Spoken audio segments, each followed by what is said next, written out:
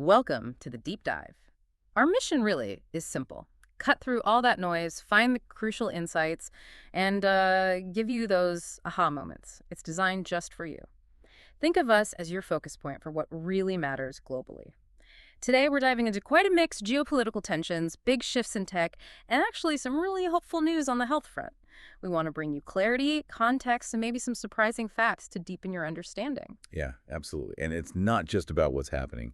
We really want to connect the dots for you, explore the why behind it all, and think about what it means, for the bigger picture, and maybe for you personally. We'll dig into the nuances together. Okay, let's jump straight in. The global geopolitical scene feels particularly tense right now. Sources are highlighting a pretty stark warning from Russian President Vladimir Putin. He said quite clearly that any Western forces sent to Ukraine would be seen as a legitimate target by Moscow. Right. And that warning didn't come out of nowhere. It follows this pledge from France and 25 other countries. They're talking about putting together a reassurance force for Ukraine. A reassurance force? Yeah, the idea is it would operate on land, sea, and air, providing security guarantees to Kyiv after the war, post-war security. Got it. So a longer-term plan, and we understand the details are still being worked out, like troop numbers, who's contributing what, that's not public yet. Exactly. It's still in the planning stages. But even so, that statement from Putin, it feels like a major signal, doesn't it? Testing the waters, maybe? Oh, absolutely. It's way more than just words. It's a direct challenge, really, to international security norms, to deterrence. When you issue a warning like that about a potential multinational force, it definitely adds layers of complexity and makes you ask, what are the thresholds here? How do you interpret defensive versus offensive moves?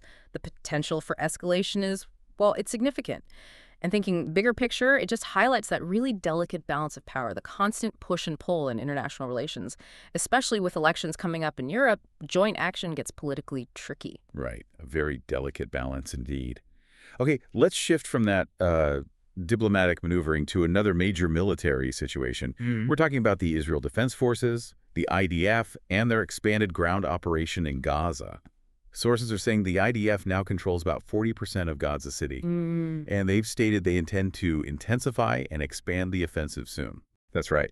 And this operation actually has a name, Gideon's Chariots B. It's presented as a continuation, sort of phase 2, of an earlier campaign.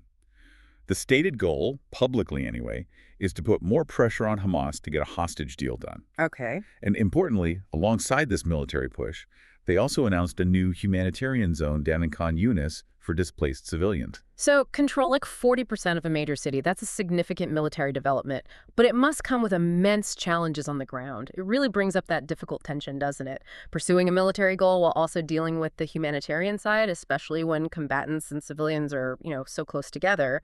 That's exactly the core issue. Yeah. You have the strategic driver pressure for a hostage deal.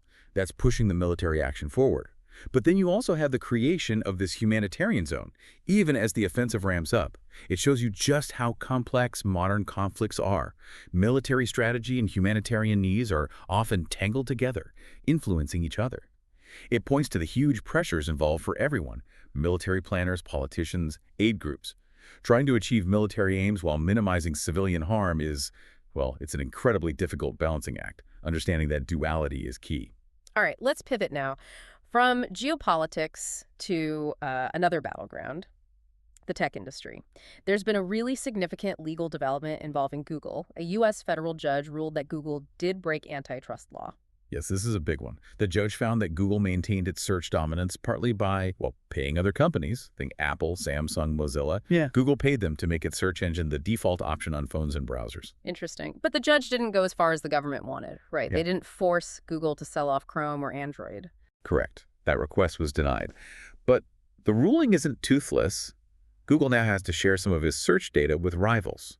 And crucially, it's barred from making those exclusive deals that lock out competing search engines. Okay. So real changes are mandated. Definitely.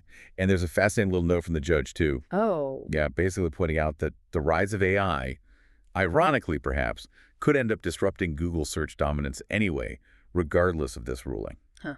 So AI might be the ultimate disruptor here. What are the broader implications of this ruling, do you think? For tech, for us as users? Well, it's bound to cause waves. It echoes those big antitrust cases from the past, aimed at boosting competition. making Google share data, preventing exclusive deals that could genuinely open things up, maybe more choice, more innovation in search for you. And that AI point is really interesting. Google's obviously a huge player in AI development itself, yet that same technology might be the thing that challenges its core business search. It just shows how fast things can change, even for the giants. And speaking of AI's impact, it's not just about search dominance or potential disruption. We're also seeing it cited in relation to job cuts. Recent layoffs at big companies like Salesforce and Oracle seem linked, at least partially, to this strategic shift towards AI. That's the narrative, yes. Mm-hmm. CEOs are talking about AI driving restructuring or rebalancing their workforces, focusing on new priorities, new growth areas powered by AI. But is that the whole story? Well, probably not entirely. Some analysts suggest it's also a chance for these companies to, boost their profit margins, look more efficient for Wall Street. Bit of both, perhaps. We saw specific examples at Oracle, for instance. Teams within Oracle Health and Oracle Cloud Infrastructure, OCI, were affected. So looking at the tech workforce overall, AI seems like it's doing two things at once, isn't it? Exactly. It's a real double-edged sword right now. It's clearly driving new innovation and growth. That's undeniable. But it's also fundamentally changing how work gets done, leading to workforce transformations. While new jobs are definitely being created, AI specialists, machine learning engineers, people focused on AI ethics, other roles are being displaced where automation can step in.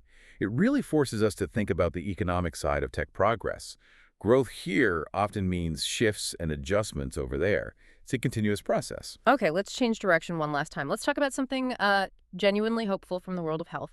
Our sources are detailing a really exciting breakthrough related to Alzheimer's disease. Researchers at the University of Bath have developed this new Brainwave test. It's simple, takes about 3 minutes, and it's called Fastball EEG. Yeah, this is potentially huge. Fastball EEG, that stands for electroencephalogram.